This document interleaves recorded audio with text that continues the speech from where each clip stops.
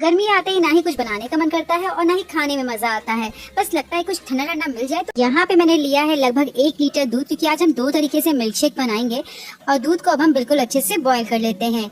आप यहाँ पे कच्चे दूध का भी इस्तेमाल कर सकते हैं या फिर पहले से उबला हुआ दूध है आप वो भी ले सकते हैं। तो जब तक हमारा दूध बॉईल हो रहा है तब तक चलिए हम बाकी तैयारियां भी कर लेंगे।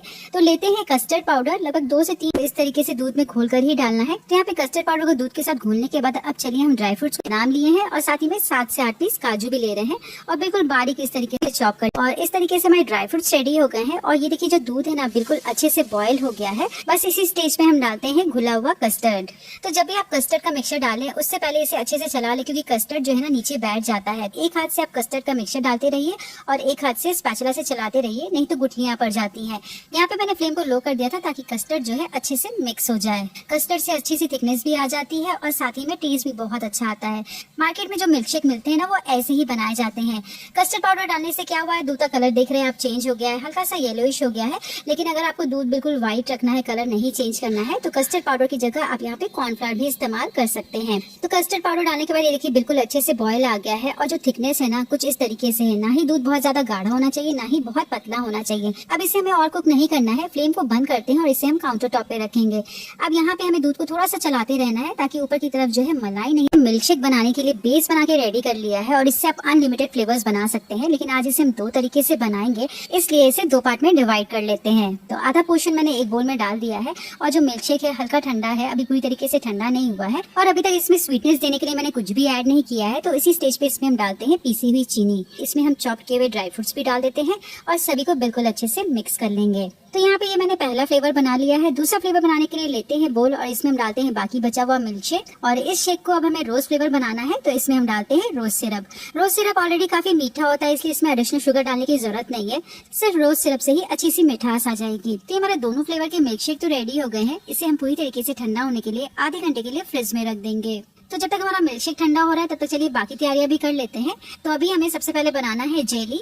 तो जेली बनाने के लिए यहाँ पे मैंने पैन में लिया है 500 ml पानी और पानी को जो है हम बिल्कुल अच्छे से बॉईल कर लेंगे। जैसे यहाँ पे पानी बॉईल होगा इसे हमें जेली के ऊपर डालना है। तो यहाँ पे मैंने एक स्क्वायर डिश लिया है और इसमें हम डालते हैं स्ट्रॉबेरी जेली का मिक्सचर। यहाँ पे मैंने स्ट्रॉबेरी जेली का पाउडर लिया है और इसमें हम गर्म पानी डालकर बिल्कुल अच्छे से मिक्स कर लेते हैं। यहाँ पे मुझे जेली को इसी डिश में जमाना था, इसलिए मैंने इसी डिश में ही डायरेक्ट जेली को घोल लिया है।